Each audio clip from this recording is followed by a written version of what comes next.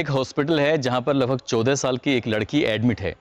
उस लड़की के इलाज के लिए लेडी डॉक्टर, पूछताछ के लिए तो लेडी पुलिस अधिकारी, साफ सफाई करने जाएगा तो लेडीज़ डिपार्टमेंट से ही कोई जाएगा। यानी कि उस कमरे के अंदर एंट्री है तो सिर्फ महिला की, लेडीज़ की। इसके अलावा कोई भी व्यक्ति पुरुष नाम से ना तो कोई वहाँ एंट्री होगी, ना ही पुरुष का नाम वहाँ लिया जाएगा। दरअसल वो लड़की पुरुष नाम से इतना भयभीत है, इतनी डरी हुई है कि नाम सामने आते ही लड़की की सांसें ज़ोर ज़ोर से चलने लगती हैं। उसे देखकर ऐसा लगने लगता है जैसे कि वो मर जाएगी। 11 सितंबर की शाम 5 बजे तक भी वो लड़की ज़िंदगी की जंग लड़ रही थी और सांसें उसकी ऐसे ही चल रही हैं। उसे वाकई बहुत सारी प्रार्थना की ज़रूरत है। वो लड़की दिल्ली की निर्भया से कम नहीं, क्योंकि उसके साथ भी कुछ ऐसा ही हुआ है, बल्कि उससे ज़्यादा कहें तो कम नहीं होगा। आदाब, नमस्कार, सत श्री अकाल। मैं उस्मान सैफ़ी। आज की जो ये सच्ची घटना मैं आपको सुनाने जा रहा हूँ, ये सच्ची घटना है महाराष्ट्र के पुणे शहर की।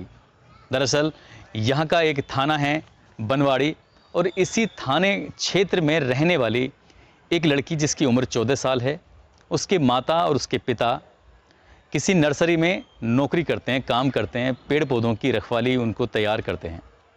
ये 31 अगस्त की रात 10 बजे के आसपास की वारदात है। ये लड़की अपने एक दोस्त से मिलने के लिए पुणे के रेलवे स्टेशन पर पहुंच जाती है। वहां जाकर उस लड़के का इंतज़ार कर रही थी। रात के 10 बज चुके थे, मगर उसका दोस्त नहीं आया, जिसको लेकर वो परेशान होने लगी। अचानक ही उस लड़की पर एक ऑटो वाले की नज़र पड़ जाती है, और जैसे ही ऑटो वाले की नज़र पड़ती है, ऑटो वाला उससे पूछता है कि तुम क्यों रो रही हो, क्यों परेशान हो, क्या मैं तुम्हारी कोई मदद कर सकता हूँ? तो लड़की को एक सहारे की ज़रूरत थी। उसे लगा कि शायद ये जो व्यक्ति है, लगभग जिसकी उम्र 30 साल थी, उसने अपनी उस दास्तां को सुना दिया, बता दिया, और कहा कि वो अपने घर वालों की बिना मर्ज़ी के यहाँ रेलवे स्टेशन पर अपने दोस्त से मिलने के लिए आई थी। दोस्त नहीं आया, इसलिए वो परेशान है। इतना सुनने के बाद वो ऑटो वाला वहाँ से चला जाता है, और करीब 10 मिनट के बाद फिर वापस लौट कर आता है। उसने कहा कि जिसका तुम इंतज़ार कर रही थी, दरअसल वो लड़का बाहर खड़ा हुआ है और वो यहाँ आना नहीं चाहता। वो शर्मिंदा है अपनी किए पर, जो लेट हो गया है, इसलिए मेरे साथ चलो और मैं तुम्हें उससे मिला दूँगा। लड़की क्योंकि रो रही थी काफ़ी देर से, उसके पास ना पीने के लिए पानी था, ना वहाँ आसपास उसे पानी की सूध थी। उसने उस ऑटो ड्राइवर ने उसको एक बोतल दे दी और उसका उसने पानी पी लिया। दोनों साथ साथ बाहर तक चल रहे थे। अचानक से लड़की को चक्कर आने लगते हैं, और वो गश खाकर इससे पहले गिरती, वो लड़का उसे ऑटो तक लेके पहुंच जाता है और उसके बाद उसे जंगल की ओर ले जाता है, जहां ले जाने के बाद उसके साथ बलात्कार करता है। कई घंटे तक उसे अपने साथ रखता है। वो 14 साल की लड़की, उसे कुछ होश नहीं था क्योंकि वो नशे में थी। उसे पानी के रूप में कुछ नशीला पदार्थ पिलाया गया था। इसके बाद जब 2 या 3 घंटे बीत जाते हैं, वो ऑटो ड्राइवर एक लॉज में लेके जाता है। वो एक छोटा सा होटल होता है। उस होटल में जब लेके जाता है तो वहाँ पर पहले से ही कुछ लड़के, कुछ और युवक इंतज़ार कर रहे थे। लड़की एक कमरे में जाती है। 31 अगस्त की रात 10 बजे ये वाक़या शुरू होता है, और उसके बाद होटल में जाने के बाद, लॉज में जाने के बाद, उस लड़की को अंदर कमरे में बंद कर दिया जाता है और उसके पूरे कपड़े उतार दिए जाते हैं। यानी कि उसके बदन पर एक भी कपड़ा नहीं था। अब वो लड़की शर्मा रही है, परेशान है, और उसके साथ पहले ही बलात्कार हो चुका है। धीरे धीरे उसे होश आता है। तब तक उसके साथ लगभग 12 लड़के बारी बारी से रेप कर चुके थे। दिन निकल आता है और दिन भर यही काम चलता रहता है। एक के बाद एक लड़का आता रहता है और ये सिलसिला लगातार चलता रहता है। शाम हो जाती है, यानी कि इस कमरे के अंदर वो लड़की लगभग 24 घंटे तक रहती है, और वो 12 लड़के 24 घंटे तक उसके साथ बलात्कार पर बलात्कार करते रहते हैं। वो भूख से, प्यास से तड़पती रहती है। वो कई बार कहती है कि मुझे खाने के लिए कुछ दे दो, मुझे पीने के लिए पानी दे दो, मगर कोई भी उसकी गुहार नहीं सुनता, उसकी कोई पुकार नहीं सुनता। उसकी चीखों की आवाज़ भी उस कमरे से बाहर जा भी रही थी, तो ना जाने क्यों वो होटल मालिक या वह आसपास के लोग उन आवाज़ों को सुन ही नहीं पा रहे थे। ये भी बताया जा रहा है कि उस लड़की को बार बार इंजेक्शन दिया जा रहा था, नशीली चीज़ें दी जा रही थी जिससे क्या वो शोर न मचा सके। इस बीच उस लड़की ने बार बार रिक्वेस्ट करती रही, माफ़ी मांगती रही, उसे बचाने की गुहार लगाती रही। इन 12 लड़कों में से एक लड़के को दया आ जाती है और उसके बाद ये लड़का उस लड़की को ले जाकर मुंबई के दादर रेलवे स्टेशन पर छोड़ देता है। अब ये आरोपी 12 के 12 ये फरार हो चुके थे। इन्होंने सोचा कि शायद अब वो लड़की चली जाएगी। दादर रेलवे स्टेशन पर जाने के बाद वहाँ 2 सफाई कर्मचारी मिलते हैं और 2 सफाई कर्मचारी उस लड़की की हालत को देखने के बाद उसके साथ बलात्कार करते हैं। यानी कि अभी वो उन लोगों से बची थी कि 2 सफाई कर्मचारियों ने भी उसके साथ बलात्कार जैसी घटना को अंजाम दे दिया। दादर रेलवे स्टेशन के सफाई कर्मचारियों ने उसके साथ बलात्कार करने के बाद अपने पास काफ़ी समय तक रखा और एक ऐसी ट्रेन में बिठा दिया जिस ट्रेन की जो दिशा थी वो उत्तर की ओर जा रही थी। कई सौ किलोमीटर का सफ़र करते करते लड़की चंडीगढ़ पहुंच जाती है। एक कोने में डरी हुई सहमी हुई बैठी रहती है।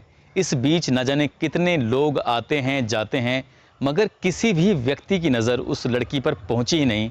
वो बहुत बड़ी परेशानी से गुजर रही थी। उसकी परेशानी किसी को दिखाई नहीं दी। ये भी किसी ने जानने की कोशिश नहीं की। 48 घंटे से ज़्यादा उसके साथ 12 अलग लोगों ने, 2 सफाई कर्मचारियों ने बलात्कार किया था। उसके साथ इतनी दरिंदगी हुई थी, न जाने क्यों किसी की उस पर नज़र ही नहीं जा रही थी। जैसे ही ट्रेन चंडीगढ़ में जाकर रुकती है, एक जीआरपी का पुलिसकर्मी उधर से निकल रहा था। अचानक उस लड़की को देखकर पल भर में समझ जाता है कि कुछ तो गड़बड़ है इसके साथ। वो उस लड़की से कहता है कि तुम परेशान हो, मैं तुम्हारी कुछ मदद कर सकता हूँ। मगर वो लड़की पुरुष जाति के नाम से डरी हुई थी, घबराई हुई थी, क्योंकि वर्दी में भी तो एक पुरुष ही था। उसे लग रहा था कि हो ना हो ये भी उसे ले जाकर उसके साथ बलात्कार करेगा। वो लड़की चंडीगढ़ उतर जाती है क्योंकि उस ट्रेन का लास्ट स्टॉपेज जो था वो चंडीगढ़ ही था। अब वो रेलवे स्टेशन पर उतर जाती है और डरी सहमी एक जगह बैठी होती है। मगर वो पुलिस वाला बहुत अच्छा इंसान था। उसने CWC यानी चाइल्ड वेलफेयर कमेटी से संपर्क बनाया। वहाँ की एक महिला अधिकारी तत्काल मौके पर पहुँची, उस लड़की को खाना खिलाया, उसे अपने पास बिठाया और घंटों तक उसको दुलारती रही, पुचकारती रही। एक माँ की भूमिका में उस महिला अधिकारी ने उसका कुछ ही घंटों में दिल जीत लिया। दिल जीतने के बाद उसने, लड़की ने अपनी आप बीती बताई और पूरी कहानी घर से निकलने से लेकर और चंडीगढ़ पहुंचने तक की एक एक वाकया जब बताया तो महिला अधिकारी का रो रो कर बुरा हाल हो गया। और साथ ही जो अधिकारी, जो पुलिस वाला था, वो अलग रोते रोते उसका भी बुरा हाल हो गया। बात रोने वाली भी थी। ये किसी भी बेटी के साथ, किसी भी बहन के साथ इतनी भयानक वारदात अगर होती है तो शायद आंसुओं के अलावा और कुछ निकलेगा ही नहीं। निकलेगा तो उन दरिंदों के लिए बद्दुआएं या फिर कानून से सख्त कार्रवाई की मांग की गुहार निकलेगी। उधर जब लड़की अपने घर से अचानक से गायब हो जाती है तो उसके माँ बाप, जो कि बहुत ज़्यादा पढ़े लिखे नहीं थे, उन्होंने वहीं बनवाड़ी थाने में जाकर अपनी बेटी की गुमशुदगी दर्ज कराई। लेकिन पुलिस यहाँ की भी बाकी बहुत अच्छी थी। बनवाड़ी थाने की पुलिस ने आसपास के लोगों से पूछताछ की और धीरे धीरे उसके बारे में जानने की कोशिश की। उसका जो मोबाइल नंबर था उसकी CDR निकलवाई। उस इलाके के जितने भी CCTV कैमरे थे उनके बारे में पता करने की कोशिश की, मगर उस लड़की के बारे में कुछ पता ही नहीं चल रहा था। और पता चलता है तो उसके बाद पुलिस ने बड़े ही गंभीरता से, बड़ी ही शालीनता से इस मामले की बहुत ही खूबसूरती से जांच की है। यानी कि इस पूरी कहानी में पुलिस की जितनी तारीफ़ की जाए उतनी ही कम है। जैसे ही चंडीगढ़ की पुलिस बानवाड़ी पुलिस से कांटेक्ट करती है तो उसके बाद यहाँ से उस लड़की को हवाई जहाज़ के माध्यम से मुंबई लाया जाता है और मुंबई लाने के बाद उसको हॉस्पिटल में एडमिट कराया जाता है। जितना भी स्टाफ है, टोटल के टोटल महिला स्टाफ ही उस लड़की के इलाज में, उसकी खिदमत में, उसकी हर ज़रूरतों को पूरा करने में लगा हुआ है, क्योंकि वो लड़की पुरुष जाति नाम से डरी हुई है, घबराई हुई है। इसके बाद पुलिस ने जो अपने मामले की जांच पड़ताल शुरू की है तो 100 से ज़्यादा CCTV कैमरे को खंगाला गया और खंगालते आखिरकार पुणे के रेलवे स्टेशन पर एक ऑटो जाता हुआ मिलता है। उसी में वो लड़की थी और उसी ऑटो का नंबर उस CCTV में कैद हो जाता है। पुलिस ने उस आरोपी को, जिसकी उम्र लगभग 30 साल थी, उसको गिरफ्तार किया, उसको पकड़ा और एक एक करके जितने भी लोग थे, यानी कि 12 के 12 लोगों को पकड़ा। उसके बाद इस लड़की ने जो बताया था, अपना बयान दिया था, दादर रेलवे स्टेशन का, उन दोनों सफाई कर्मचारियों को भी पकड़ा।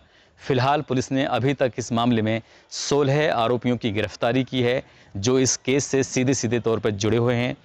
मुंबई पुलिस की प्राथमिकता है कि इस मामले को फास्ट ट्रैक कोर्ट में चलाया जाए, ताकि अगले 10 से 15 दिन में या लगभग 1 महीने में इस केस में निर्णय आना चाहिए और जितने भी दरिंदे हैं, जितने भी आरोपी हैं, सबको फांसी की सज़ा कम से कम होनी चाहिए। मैं सैल्यूट करता हूं उस पुलिस को, जो जीआरपी पुलिस का सिपाही था, और मैं उस सैल्यूट करता हूं उस महिला को जिसने इस लड़की का दिल जीता, जिसने उन लोगों को हॉस्पिटल तक पहुंचाया। और मैं सैल्यूट करता हूं उस पुलिस को जिसने इस मामले को महज 5 या 6 दिन में ही खोलकर सबके सामने रख दिया। ये कहानी आपको ज़्यादा न्यूज़ चैनलों पर या फिर ज़्यादा अखबारों में देखने को नहीं मिलेगी, क्योंकि मीडिया की जो जिम्मेदारियां होती हैं वो कम पूरी कर रही है। वाकई ही इस खबर को उठाने की ज़रूरत थी, लोगों को सचेत और जागरूक करने की ज़रूरत थी, उस बेटी को न्याय दिलाने की ज़रूरत थी, जो शायद मीडिया इस मामले में दिलचस्पी नहीं ले रहा है। इस कहानी को सुनाने का उद्देश्य भी किसी को परेशान करना नहीं है, किसी का दिल दुखाना नहीं है, बल्कि आपको सचेत करना है, आपको जागरूक करना है। आप जहां भी रहें, अपना ख्याल रखें, सुरक्षित रहें। जय हिंद।